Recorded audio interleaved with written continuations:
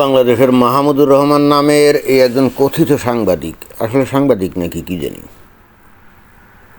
তো তার প্রচণ্ড রকম ভারত বিদ্বেষী এবং হিন্দু বিদ্বেষী মনোভাবের জন্য সে কিন্তু বাংলাদেশে ভীষণভাবে বিখ্যাত এবং একই সঙ্গে বাংলাদেশের একটা বিপুল জনগোষ্ঠীর নয়নের মণি। কারণ কথায় কথায় সে খালি ভারতের জুজু, ভারত কীভাবে বাংলাদেশে আধিপত্য বিস্তার করছে, প্রভাব বিস্তার করছে, ইত্যাদি ইত্যাদি এগুলো সে বলে। তো বলতে বলতে এমন কথাও বলে ফেলে যার আসলে মানে কি বলা যায়, এমন এমন সমস্ত উদ্ভট কথাও বলে ফেলে যেটা নাকি বস্তুত তার নির্বুদ্ধিতা খালি প্রকাশ করে না, আসলে ভিতরে প্রচণ্ড রকম হিংসা বিদ্বেষ থাকলে এগুলো তো আসলে গোপন রাখা যায় না, তাই না? এগুলো প্রকাশ পাই। তো সেই ধরনের একটা বক্তব্য সে অলরেডি দিয়ে ফেলছে। এখানে সে কী বলছে, পদ্মা সেতুর রেল লাইনটা পদ্মা সেতুর রেল লাইনটা শুধুই ভারতকে খুশি করার জন্য করা হয়েছে। এটা দেশের বড় ধরনের অপচয়, একেবারে খাঁটি কথা, ভয়ঙ্কর রকম অপচয়। এর চাইতে অপচয় মনে হয় যে আর হতেই পারে না।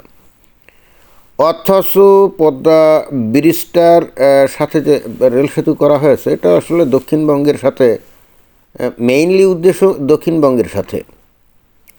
আসলে মাহমুদুর রহমানের বলা উচিত ছিল পদ্মা সেতুটাই ভারতকে খুশি করার জন্য করা হয়েছে, তাই না? এটা বললে মনে হয় যে আরও যুক্তিযুক্ত হতো।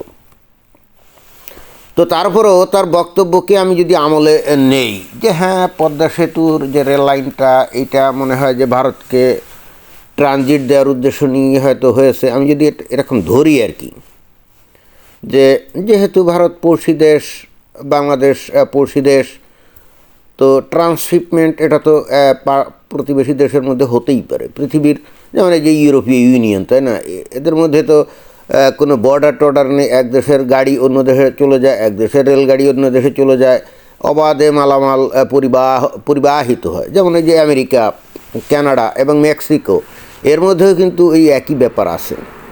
এবং এতে করে এদের কিন্তু স্বাধীনতা এবং সার্বভৌমত্বে কোনো সমস্যা হয় না।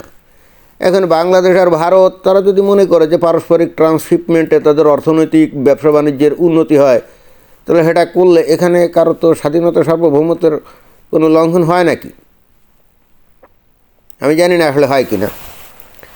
কিন্তু কথা হচ্ছে, যদি আমি ধরেও নেই তর্কের খাতিরে যে হ্যাঁ, ভারতকে খুশি করার জন্য রেল লাইনটা তৈরি করছে, কিন্তু এবং সেটা আসলে কি, সেটা হলো যে ভারতের বেনাপোলের, মানে ভারতের পেট্রাপোল আর বাংলাদেশের বেনাপোলের মধ্য দিয়ে রেলগাড়িতে হয়তো ভারতের পণ্য নিয়ে তারপরে এই যে পদ্মা সেতু পার হয়ে ধরা যাক যে ওই ইয়েতে যাবে, ধরা যাক ওই মানে ত্রিপুরা ওই অঞ্চলে যাবে, অর্থাৎ সেভেন সিস্টার্স অঞ্চলে যাবে, যেটা নাকি শিলিগুড়ি করিডোর দিয়ে ওই পার দিয়ে যাইতে গেলে অনেক সময় লাগতো, অনেক খরচ হতো। সেটা বাংলাদেশের উপর দিয়ে হয়তো ট্রান্সশিপমেন্টের এই সুযোগটা নেওয়ার জন্যই হয়তো এটা করা হয়েছে, এবং সেখানে হয়তো ভারতকে খুশি করার জন্য কাজটা করছে, ওকে, মেনে নিলাম। কিন্তু ভারত যদি বাংলাদেশের থেকে এই সুবিধাগুলো নেয়, তাহলে এখানে ভারত কি বাংলাদেশকে কি কোনো সুবিধা দেয় নাই? আমরা তো দেখছিলাম যে দিয়েছিল। বিগত 6-7 বছর ধরে এই যে ভারত, তাদের যে বিমানবন্দর, তাদের যে সমুদ্র বন্দর, এগুলোকে কি বাংলাদেশের পণ্য পরিবহনের জন্য ট্রান্সশিপমেন্টের ব্যবস্থা করেছিল না? যেটা নাকি অন্তর্বর্তীকালীন সরকারের সময়, যেহেতু অন্তর্বর্তীকালীন সরকারের সময় লোকজন ব্যাপকভাবে ভারত বিরোধী বক্তব্য, বিবৃতি, ভারতের বিরুদ্ধে বয়কট আন্দোলন করছিল, এবং তখনই মাহমুদুর রহমান সেহেতু প্রচণ্ড রকমভাবে ভারত বিরোধী কথাবার্তা বলছিল, তাই না? আমরা তো তখন শুনছি। তো ওই সুযোগগুলো তো দিয়েছিল। তারপরে যখন বেশি বাড়াবাড়ি করতেছিল বাংলাদেশ, তখন ওইটা বাতিল করে দিয়েছে। অথচ ভারত তো এই ট্রান্সশিপমেন্টগুলো এখনও ব্যবহার করেই নেই। কিন্তু তার আগেই ভারত তো অনেক আগ থেকেই বাংলাদেশকে সুযোগ সুবিধাগুলো দিয়েছিল। এবং ভারত কিন্তু এখনও এই যে বাংলাদেশের থেকে পণ্য যে এই যে নেপাল এবং ভুটানে রপ্তানি করে, তো ভারতের ভূখণ্ডের মধ্য দিয়েই তো বাংলাদেশের গাড়ি টাড়ি ওখানে যায়। তো এইগুলো তো এখনও চালু আছে, এগুলো তো বন্ধ করে নেই। তো ভারত যদি বাংলাদেশের পণ্য পরিবহনের জন্য ভারতের ভূমি ব্যবহার করার সুযোগ দেয়, ভারতের বন্দর ব্যবহার করার সুযোগ দিয়ে থাকে, ভারতের বিমানবন্দর বা নৌবন্দর এগুলো যদি ব্যবহার করার সমুদ্র বন্দর এগুলো যদি ব্যবহার করার সুযোগ দিয়ে থাকে, তাহলে পরিবর্তে ভারতও তো বাংলাদেশের কাছে কিছু দাবি করবে, তাই না? এবং সেটাই হয়তো এই ট্রান্সশিপমেন্টের জন্য এই রেল সেতু টেতু এইগুলা।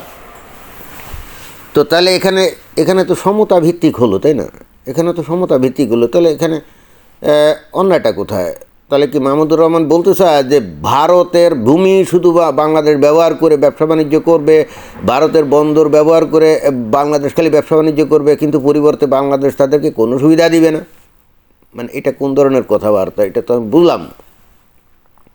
এবং ভারত যে বস্তুত এই তাদের বন্দর মানে বিমানবন্দর বা সমুদ্র বন্দর এগুলো ব্যবহার করে বাংলাদেশের পণ্য বাইরে বিদেশে রপ্তানির যে সুযোগ দিত, এটা তো আমরা জানতামও না। এটা যখন ভারত বন্ধ করে দিল তখনই সেটা আমরা জানি।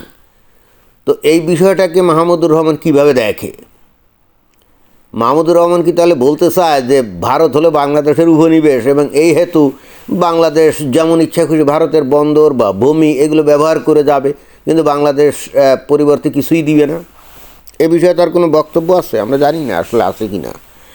বাট এই ধরনের বক্তব্য বিবৃতি এই যে বাংলাদেশে যখন দেয়, এই যে ভারত বিরোধী বক্তব্য বিবৃতি যেগুলো দেয়, এতে করে বাংলাদেশের লোকজনরা খুশি হয় এবং তা মানে এই ধরনের বক্তব্য দিলে বাংলাদেশে খুব দ্রুত জনপ্রিয়তা অর্জন করা যায়।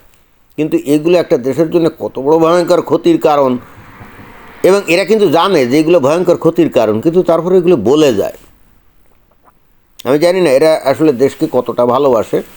পৃথিবীর বিভিন্ন দেশে দেশে এই ট্রান্সশিপমেন্টের জন্য রেল সড়ক ব্যবহার করে, সমুদ্র বন্দর ব্যবহার করে। যেমন এই সুইজারল্যান্ডের নিজেদের তো কোনো সমুদ্র বন্দর নাই। তো এই সুইজারল্যান্ড এই যে বিভিন্ন দেশ ফ্রান্স, জার্মানি বা নেদারল্যান্ডসের সমুদ্র বন্দর ব্যবহার করে ব্যবসা বাণিজ্য করে না? তো তাতে করে তাতে করে কি ওই নেদারল্যান্ডস বা ফ্রান্স বা জার্মানি তারা বলে নাকি যে তাদের স্বাধীনতা সার্বভৌমত্ব নষ্ট হয়ে গেছে?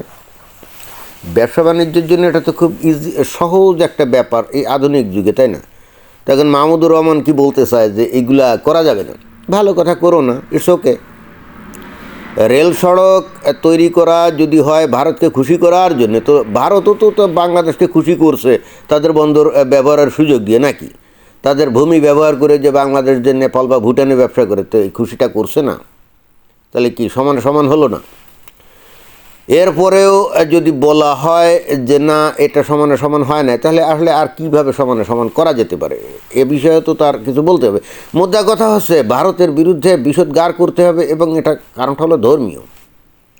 এই লোকগুলো হলো প্রচণ্ড রকমভাবে মৌলবাদী। হ্যাঁ, তো এরা মনে করে যে ভারতের লোকজন হলো হিন্দু, তারা মুশরিক, তারা নিকৃষ্ট প্রাণী, তাদের সাথে কী সম্পর্ক? ইটস ওকে, ফাইন, সম্পর্ক রেখো না। এখন বাংলাদেশের চতুষ্পাশে হলো ভারতের অবস্থান। তো ভারতের বিরুদ্ধে এই ধরনের শত্রুতামূলক আচরণ করে বা শত্রুতামূলক মানে পরিস্থিতি তৈরি করে এবং একই সঙ্গে পাকিস্তানকে ডেকে এনে বাংলাদেশকে যদি পাকিস্তানের আইএসআইয়ের লীলাভূমি বানানো হয়, পরিশেষে সেটা কি বাংলাদেশের জন্য সুখকর হবে?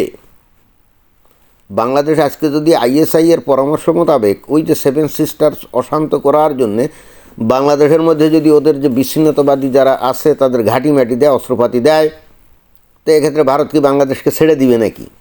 মোটেও ছেড়ে দিবে না।